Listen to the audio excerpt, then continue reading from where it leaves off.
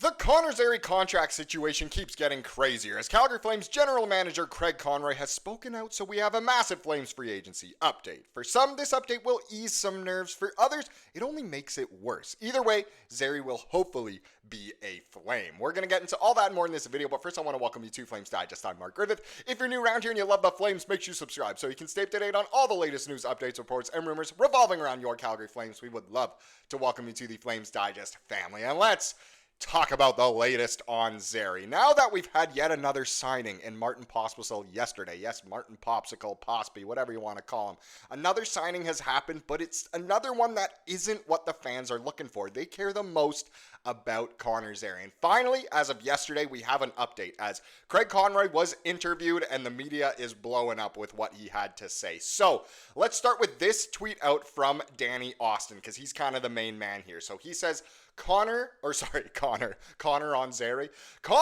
on Zary negotiations. Here's his quote. He's a huge priority for us and we're going to get it done. It's just a matter of when. I know everybody wants it done tomorrow and probably he does too, and so do we, but both sides have to come to an agreement where we both feel comfortable. So there you go. That's kind of, long story short, he's still the priority for the Flames. He's the priority for for the rest of the offseason, and obviously it's Zary's priority to get a contract as well, but it's not going to be done anytime soon, kind of. These things take time, I guess. So both sides, they're interested, of course, they're negotiating, but nothing has come to an agreement yet. And Danny Austin here, he actually wrote an entire article on the Calgary Herald, so let's dive well further in. So the Calgary Flames are confident that they'll be able to get a deal done with Connor Zary this summer. It's more a matter of when, not if. So hopefully that sentence right there can kind of ease some nerves for the people who think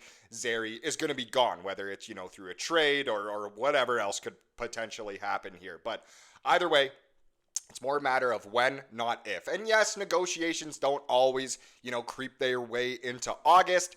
But let's just face it, he's not the only Connor in the division that's being talked about with new deals done in August. Of course, we have the better Connor in the division, even in the Battle of Alberta. But still, hopefully that can ease some nerves there.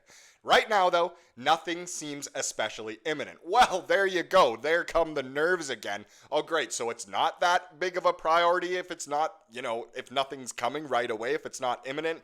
Let's continue before we make too harsh of a judgment. So the Flames have been in back and forth negotiations with the restricted free agent and his representatives for a couple months now, with the reports indicating they prefer to sign the 23-year-old to a shorter-term bridge deal, and the player ideally wanting something longer. Him, Zary getting that security of, getting paid for that long, especially for someone who at this point in their career is being labeled as injury prone. I'm not going to label him that, but he has dealt with some injuries. Now, getting Zary signed is the biggest piece. Actually, I'm going to cut in with this instead. Another little quote here from Conroy. So he said, we're talking, it's been slow though, in relation, of course, to Zary. So we're talking, it's been slow though. Flames GM Conroy said Wednesday, shortly after it was announced that Martin Pospisil had been signed to a 3-year extension. So even with Pospisil, there comes a point where it heats up and you think, now we're close, and then you're able to get it done quick. Pospisil was probably 2-3 months we were talking with his agent, Dan Milstein. So, yes, these things do take time, and with Zary, it clearly is quite slow. But even though it is slow, I can go back to this. Getting Zary signed is the biggest piece of business the Flames have left to get done before training camp starts. Trading Rasmus Andersson or getting Dustin Wolf signed to an early extension might wind up being bigger if they happen, but there's no real immediate urgency on either front. Yes, both of those things are things that I think most Flames fans want to see happen, especially Wolf getting signed for preferably as long as possible. I know the fan base is still a little split on whether to trade Andersson or not, and those rumors are dying down clearly, which maybe that means a trade's actually coming. But either way, we know that top of the to-do list is getting Zary signed. But they need to get a deal done with Zary before training camp, and he represents an interesting die dilemma. What is this dilemma? How could it get even crazier? Well, picked 24th overall in the 2020 NHL Draft, Zary has shown flashes of exciting talent. Remember his goal in Game 1 against Vancouver last year?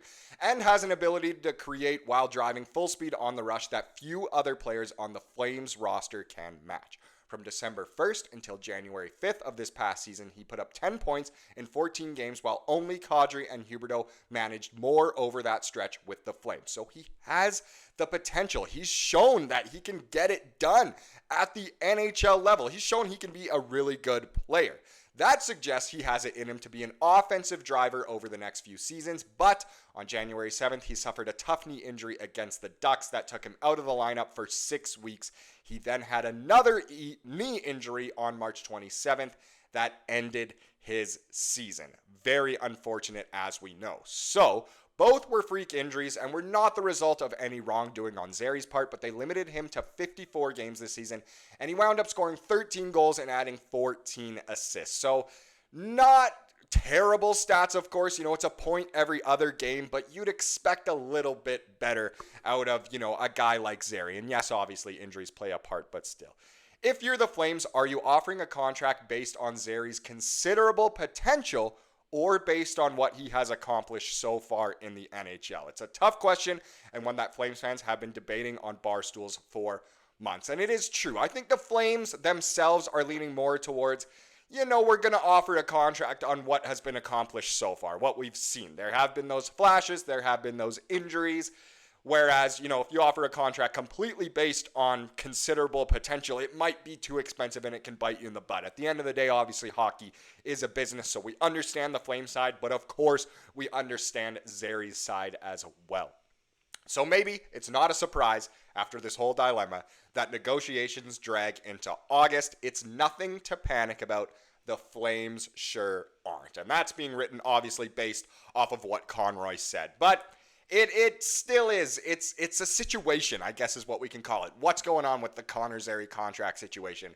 It's going slow. I think it's going to continue to go slow based off of all of this. But at least Conroy has spoken out about it and is 100% honest with us. He's not saying, oh yeah, don't worry, we'll sign him tomorrow. It's going to take time, but a deal will be agreed upon within the summer, you would hope.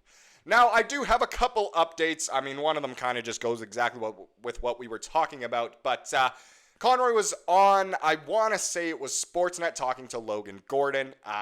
So Logan Gordon had this to say. He said, working with Honzik again this summer and raved about Honzik's progress this offseason. So a lot of people have been wondering, what about Sammy Honzik? We never talk about him anymore. Well, apparently the progress he's made this offseason has been great. Let's talk about the Perek injury. So it was a nagging injury from the end of last season, so the team is just being cautious. So that makes it almost sound like it was the Flames' decision to pull him out of the World Junior Summer Showcase. Either way, I don't think anyone's too upset about it. I don't think Zane is all that upset about it either. Last thing, of course, that we just talked about. So talks with Zary Camp have been slow, but a deal will get done. Zary was recently at Winsport training with teammates. So if he was training at Winsport, obviously he's going to continue to be a Flame. Why else would you be in Calgary for one, and also obviously over at Winsport playing some puck in July. So great to see some wonderful updates there. Now let's get into the comment of the day, as we love to do here on the channel to wrap things up. Comes from yesterday's video, of course, and this was a good comment here from Wheel of Time. So it's obviously about the Pospisil signing. I should have prefaced by saying that, but let's hop in. Wheel of Time about Pospisil says, if he can improve on his goal scoring and discipline, this is a great contract. If he stays the same, it's not bad money for a fourth liner in a rising cap. So either way, the deal was honestly a good deal from the business standpoint, no matter what, and it could end up, of course, looking like a great deal if Pospisil can really get that offensive production going, and obviously with that discipline, they're not taking stupid penalties or even worse than that, suspensions and whatnot. So wonderful comment there. Thank you so much for watching this video. Please subscribe to what you saw here today and have a wonderful rest of your day.